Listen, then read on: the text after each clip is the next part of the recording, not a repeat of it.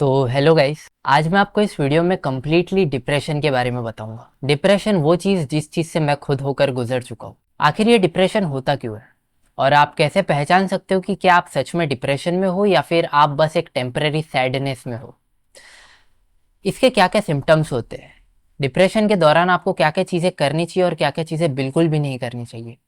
इस चीज़ को कैसे आप सबसे तेज़ी से ठीक कर सकते हो, मैंने कैसे ठीक किया, मैं आपको इस वीडियो में कंप्लीट इन्फॉर्मेशन दूंगा।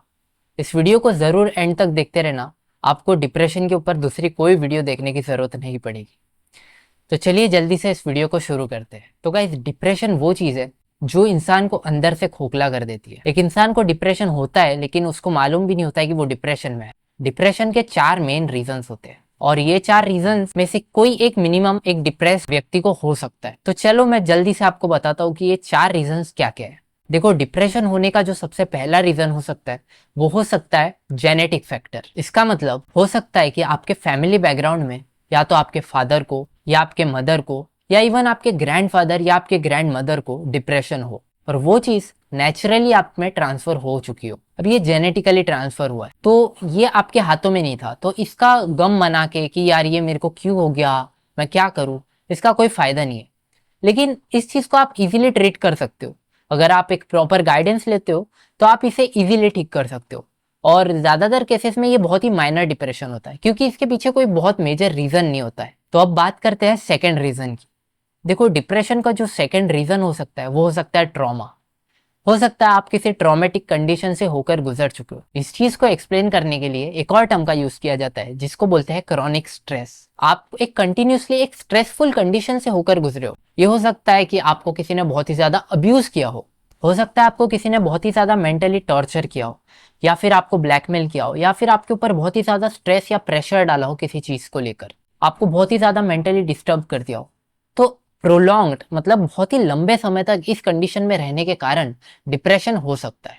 अब बात करते हैं थर्ड कंडीशन की या फिर थर्ड रीजन की। तो जो थर्ड रीजन होता है डिप्रेशन का वो होता है आपकी फिजिकल इलनेस। देखो, हमारी बॉडी और जो हमारी फिजिक्स है ये दोनों बहुत ही ज्यादा इंटरकनेक्टेड है। जो भी फर्क यहाँ पड़ता है उसका असर यहाँ दिखता है। तो अगर आपको फिजिकली कुछ भी इलनेस है, हो सकता है आपको डायबिटीज हो, इवन कैंसर हो सकता है या फिर आप कोई हार्ट डिसीज से इल हो। देखो, कुछ भी हो सकता है आपको, अगर हो सकता है कोई एक्सीडेंट भी हो सकता है किसी के साथ, कोई आपने कोई चीज, मतलब आप समझ रहे हो ना कि कोई ऐसी चीज घट गई आपके शरीर के साथ जिस चीज को आप टॉलरेट नहीं कर पा रहे हो, आपका दिमाग टॉलरेट नहीं कर पा रहा है, उसको सह नहीं पा रहा है, तो वो क्या होता है ना, डिप्रेशन में चले जाता है। अब बात करते हैं फोर्थ रीजन के बारे में और ये रीजन का नाम है loss of anything which was special to you. देखो, ये हो सकता है किसी की डेथ हो जाना या फिर आपको फाइनेंशियल लॉस हो जाना या फिर आपके किसी बॉडी पार्ट का लॉस हो जाना, किसी भी ऐसी चीज का लॉस हो जाना जो आपके दिल से बहुत ही ज्यादा जुड़ी हुई थी। अब देखो, ये क्यों होता है, क्योंकि देखो मान लो आप किसी चीज में बहुत ही ज्यादा इन्वेस्ट कर चुके हो,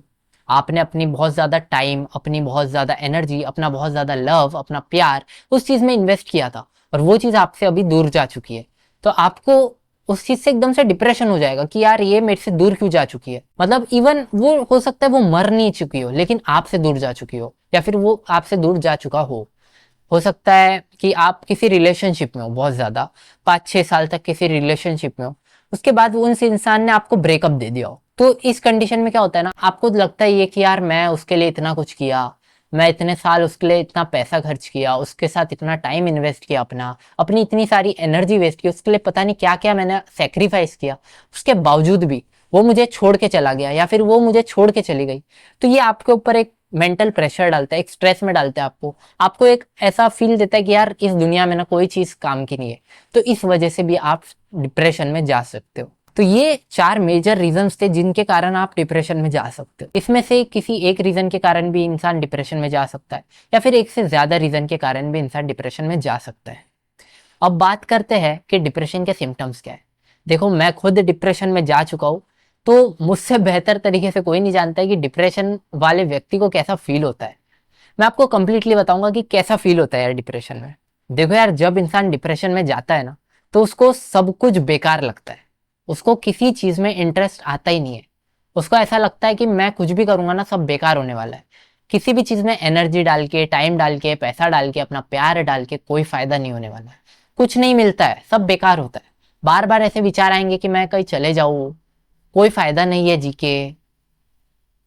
दिन भर सोने का मन करता है, ऐसा करता है बस सोए रहो, सोए पड़े रहो, कुछ करो मत, किसी चीज में इंटरेस्ट नहीं आता है, ना किसी से बात करने की इच्छा होती है। बात करने की तो बिल्कुल इच्छा नहीं होती, ऐसा लगता है कि बस चुपचाप बैठे रहो, बस अपने विचारों में रहो, बस सोए पड़े रहो, कुछ करते रहो, ऐसा मतलब कंटिन्यूअसली लगता रहता है। वेट लॉस भी हो सकता है, बहुत वेट लॉस हो सकता है, इवन हो सकता है, देखो कुछ भी एक्सट्रीम हो सकता है, या तो वेट गेन भी हो सकता है, कुछ भी हो सकता है, या तो एपेटाइट का एकदम लॉस हो सकता है, या फिर एकदम आपकी सिर्फ खाने में मन लग रहा है, बस कुछ भी हो सकता है। डिप्रेशन कुछ कैसे भी बता नहीं सकते, लेकिन ऐसा होता है कि अनहेल्दी, कुछ ना कुछ अनहेल्दी हो रहा है। ऐसी एक्टिविटीज जिसमें आपको पहले बहुत मजा आता था, मतलब क्रिकेट खेलने में अगर किसी को बहुत मजा आता था, कोई स्पोर्ट्स कोई गेम खेलने में, तो अभी उसमें भी मजा आना बंद हो गया है। मतलब डिप्रेशन इतनी खतरनाक चीज है, मतलब इतना बेकार लगता है ना डिप्रेशन में, अगर कोई बात करते रहा ना तो आपको गुस्सा आता है कि यार ये क्यों बातें कर रहे हैं, कितने बेकार लोग हैं, ये क्यों बातें कर रहे हैं। आपको ऐसा फील होने लग जाता है। आपको खुद को तो बात करने की इच्छा नहीं होती, आपसे कोई बात करने आता है तो आप भी उससे अच्छे से बात नहीं करते हो। देखो ऐसे टाइम पे मैं आपको हाईली एडवाइस करूंगा कि प्लीज ऐसा मत करना, प्लीज। क्योंकि कौन इंसान आपको कब ठीक करके चला जाए आपको पता भी नहीं चलेगा। इसलिए किसी की ना डिसरिस्पेक्ट बिल्कुल मत करना। हो सकता है आपका मेंटल हेल्थ सच में बहुत ज्यादा खराब हो, लेकिन आप समझो सामने वाले व्यक्ति को भी, किसी को भी नहीं पसंद होता है कि आप उसकी बेइज्जती करो या फिर आप उसको इग्नोर करो। आप इनडायरेक्टली कर रहे होगे, पर प्लीज ऐसा मत करना। आपसे अगर कोई बात करने आ रहा है ना तो प्लीज उससे बात करो, उसके उसके सहमति के लिए कर लो, उससे थोड़ी देर कर लो, 2 मिनट बात, और उसको बता दो यार मेरी इच्छा नहीं है अभी बात करने की, प्लीज चले जाए ऐसे करके। मत करो, बता दो उसको कि डिप्रेशन है, वो हो सकता है वो आपकी सच में बहुत ज्यादा कुछ हेल्प कर सके।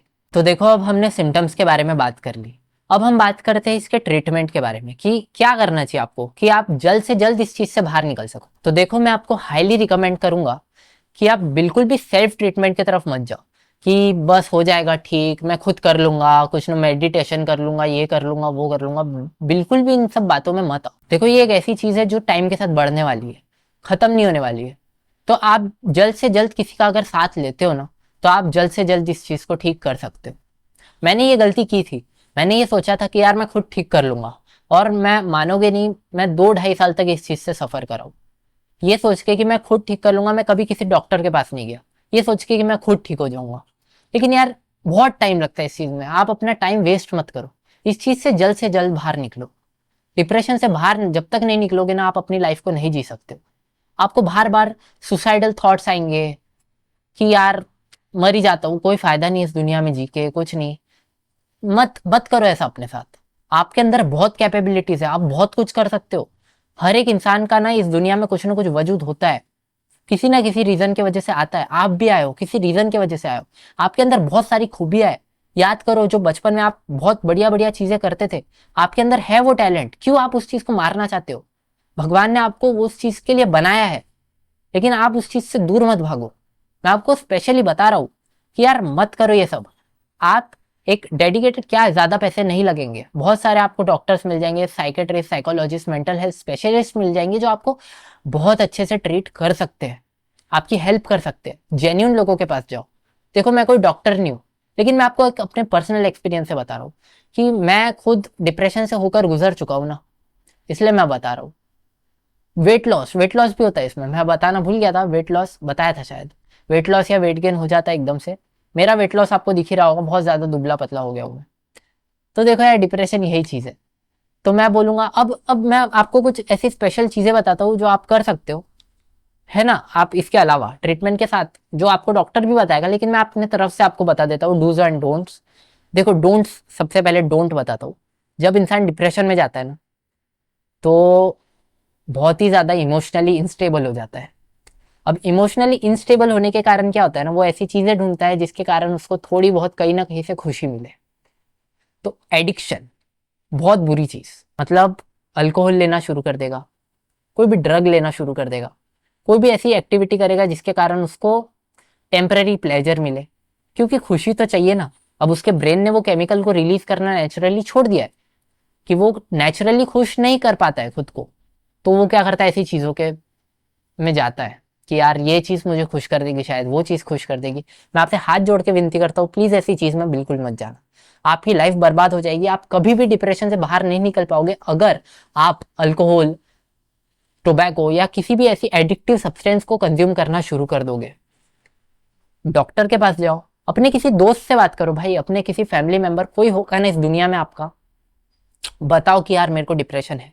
आजकल लोग समझते हैं, बहुत ज्यादा हो चुके हैं लोग, अवेयर हो चुके हैं कि डिप्रेशन होता है भाई।